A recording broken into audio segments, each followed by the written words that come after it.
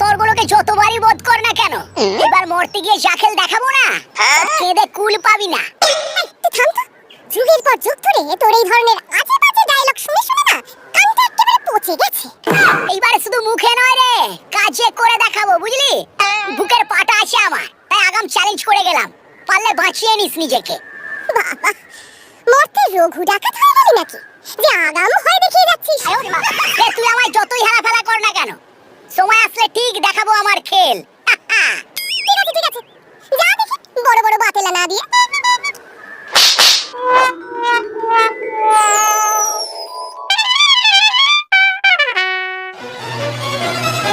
কি গো, আজকে কি আর খেতে টেতে দেবে না? নিজে বেড়ে খাও তো, রাতদিন শুধু খাওয়া আর খাওয়া। একটু যে নিজের মতন চিন্তা ভাবনা করবো তার উপায় নেই। খুব রেগে আছো দেখছি, তা আমাকে কি একটু বলবে কি বিষয় এত চিন্তা ভাবনা করছো?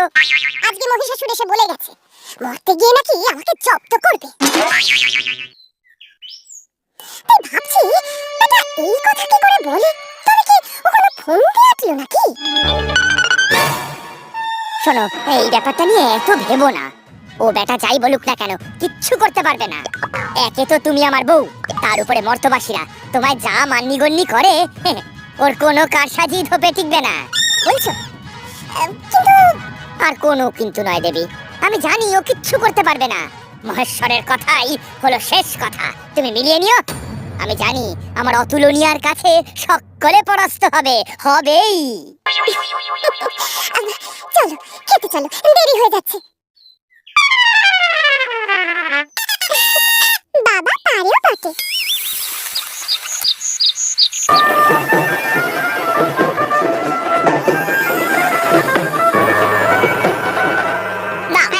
শুরু হয়ে গেল ওকে নিয়ে মাত্রাতিরিক্ত বাড়াবাড়ি।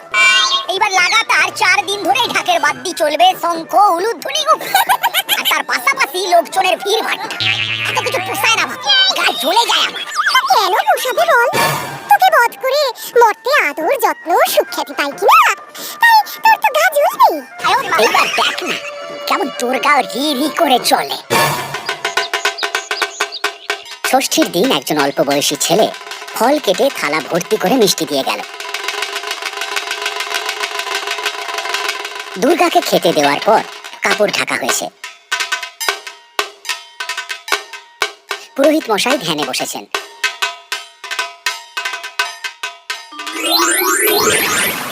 মহিষাসুর গপ গপ করে ফল মিষ্টি খেতে শুরু করেছে। নিমেষের মধ্যে খাওয়া শেষ করে ফেলে মহিষাসুর।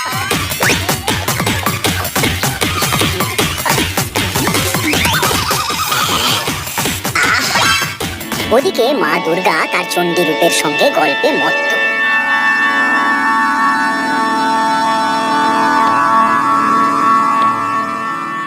আর এদিকে ছেলে মেয়েরা না খেতে পেয়ে রেগে ফায়ার। এই মহিষাসুর কাকা, তুমি সব খেয়ে নিলে? হ্যাঁ, কি হতচ্ছাড়া রে বাবা, খিদেতে পেট জ্বলে যাচ্ছে। ভাবলাম ধ্যান শুরু হলে খাবো। মাকেও এক্ষুনি চণ্ডী মাসির সঙ্গে গল্প জুড়তে হলো। যা বলেছিস। দেখ কেমন লাগে। ওরে সবে তো শুরু হলো আমার খেল। দেবী ফিরে এসে দেখেন এক ফোঁটাও খাবার নেই। উপরন্তু ছেলে মেয়েরা সব নালিশ করতে শুরু করে। দেবীর তো মাথায় হাত। ফল পড়েনি, সব খেয়ে নিয়েছে হতচ্ছাড়াটা। তবে আর বলছি কি মা, খিদেতে পেট জ্বলে যাচ্ছে। মা, তুমি কি আর গল্প করার দিন পেলে না? এখন কি হবে মা? এখানে তো আমাদের মোবাইলও নেই যে খাবার অর্ডার করব। পোড়া কপাল। ছেলে মেয়েগুলোও খেতে পেল না, এদিকে আমারও পেট জ্বলছে। একটা মহিষাসুর, এই ছিল তোর মনে?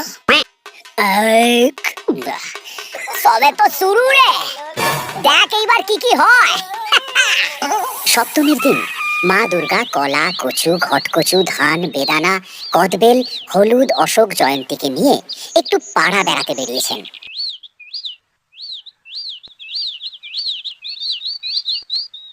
এদিকে অল্প বয়সী ছেলেটা ফল মিষ্টি দিয়ে যেতেই কাপড় দিয়ে সামনের দিক ঢেকে যেই না পুরোহিত মশাই ধ্যানে বসেন, অমনি মহিষাসুর শুরু করলো গপ গপিয়ে খাওয়া। নিমেষের মধ্যে সব শেষ। ছেলেমেয়েরা হতাশ।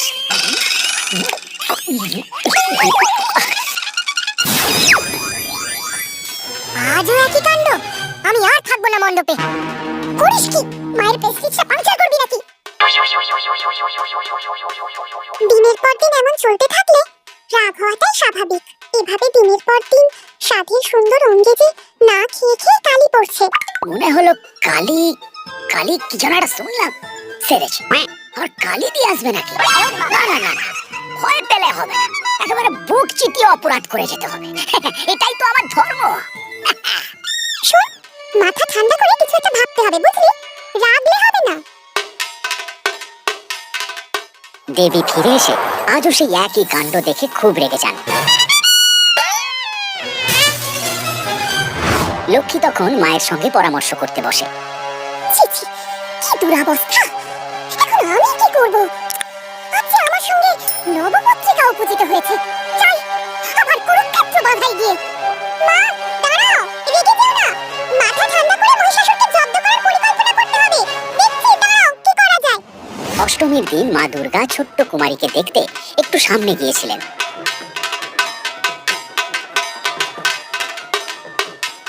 ওদিকে সেই অল্প বয়সী ছেলেটি খাবার দিয়ে যেতেই আবার শুরু হলো মহিষাসুরের সমস্ত ফলমূল খেয়ে নেওয়া।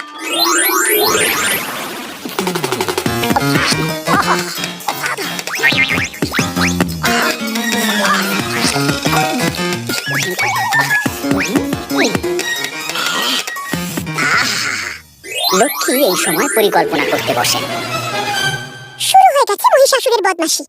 আমায় আজকে একখানা পরিকল্পনা আনতেই হবে, না হলে হবে না। কি করি, কি করি? কি ব্যাপার? এই প্রত্যেকদিন আমার দিকে হাঁ করে চেয়ে থাকে কেন? ধনলাভের তো কিছু প্রার্থনাই করে না, শুধু শুধু চেয়ে থাকে। এই লক্ষ্মী, আমি বুঝতে পেরেছি, ওই ছোকরাটার তোকে খুব পছন্দ। ওকেই তুরুপের তাস বানা, বুঝলি? আজ রাত্রে একবার ওর মনে ঢুকে দেখতে হবে।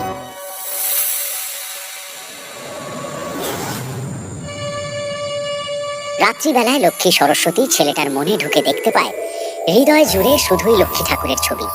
ছেলেটির ইচ্ছা দেব শক্তি দিয়ে তারা জেনে নেয় যে সেও বাকি বন্ধুদের মতো লক্ষ্মী ঠাকুরের মতো দেখতে একজন সুন্দরী মেয়ের সঙ্গে ছবি তুলে ফেসবুক, ইনস্টাগ্রাম, হোয়াটসঅ্যাপে দেয়। লক্ষ্মী, এই লক্ষ্মী, তাহলে একেই করে নে তুরুপের তাস। শুধু তো মাত্র কয়েকটা ফটো তোলা। হ্যাঁ, কালকেই যা করার করব। তাহলে এই দশমীতেই হবে আবারও আরেকবার মহিষাসুরের পতন। হ্যাঁ, এইবারে মায়ের সঙ্গে নেপথ্যে থাকবো আমরা। লক্ষ্মী দেবী আসেন পরের দিন রন্ধনশালায়। আজ নবমী, মায়ের জন্য ভোগ আর আলুর দম রান্না হয়ে গেছে। সেই ছেলেটি এক মনে ভোগ করতে উদ্যত হয়েছে। লক্ষ্মী দেবী একজন মানবী রূপে সেখানে প্রবেশ করলেন। কে আপনি? আরে, ইনি তো আমার স্বপ্নে দেখা সেই অসামান্য ডানা কাটা সুন্দরী পরী, ঠিক যেন ওই মণ্ডপের লক্ষ্মী প্রতিমা। আমি তো সে যাকে তুমি দিবারাত্র স্বপ্নে দেখো, যার সঙ্গে তুমি ছবি তুলতে চাও। আজ আমি সত্যি সত্যি এসেছি তোমার সামনে। তুমি কি ছবি তুলবে না? হ্যাঁ হ্যাঁ, সে তুলবো, কিন্তু মায়ের ভোগটা ও নিয়ে তুমি ভেবো না, সব আমি সামলে দেবো। নাও, তুমি এবার ঝপাঝপ ছবি তুলে চতুর্দিকে আপলোড করো দেখি। ছেলেটিকে লক্ষ্মী দেবী নিজের মহিমায় আত্মভোলা করে দেন।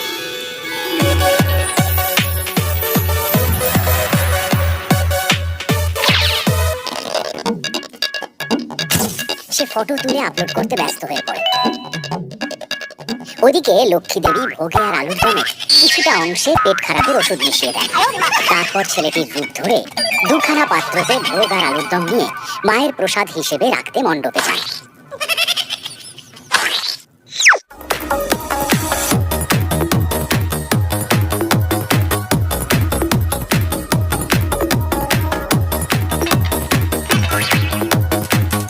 ভোগের পাত্র দেখে মহিষাসুরের জিভ লক করে ওঠে। সে এক নিমেষে সব খাবার খেয়ে নেয়। লক্ষ্মী আর সরস্বতী দেবী চোখাচোখি করে। কার্তিক আর গণেশ কৌতূহলী হয়ে ওঠেন। দেবী জানতে চান ব্যাপারখানা কি কারণে সবার এত কৌতূহল।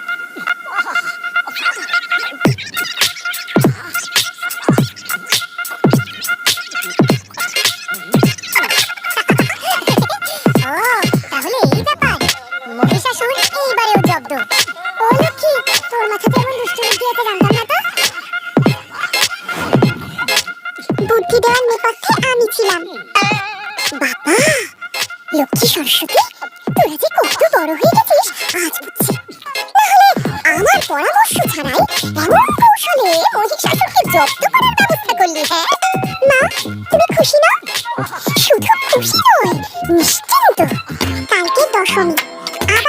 বদ মহিষাসুর নতুন ভাবে ধরাশায়ী হবে।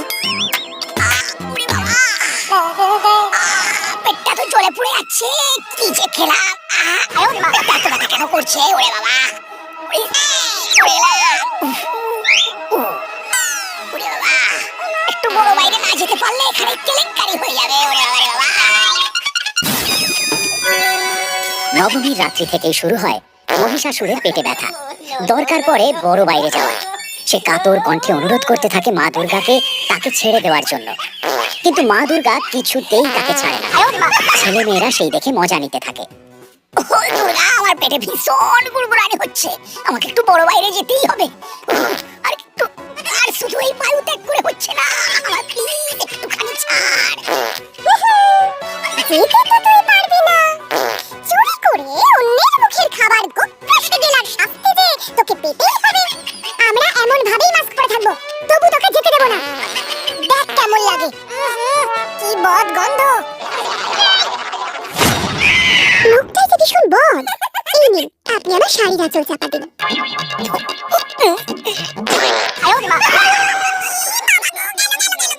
সব হয়ে গেল, সব হয়ে গেল। নেনে বাবা, যা মহিষাসুর, তুই এক্ষুনি যা। যদি পেট ক্লিয়ার না হয় তাহলে কি করব?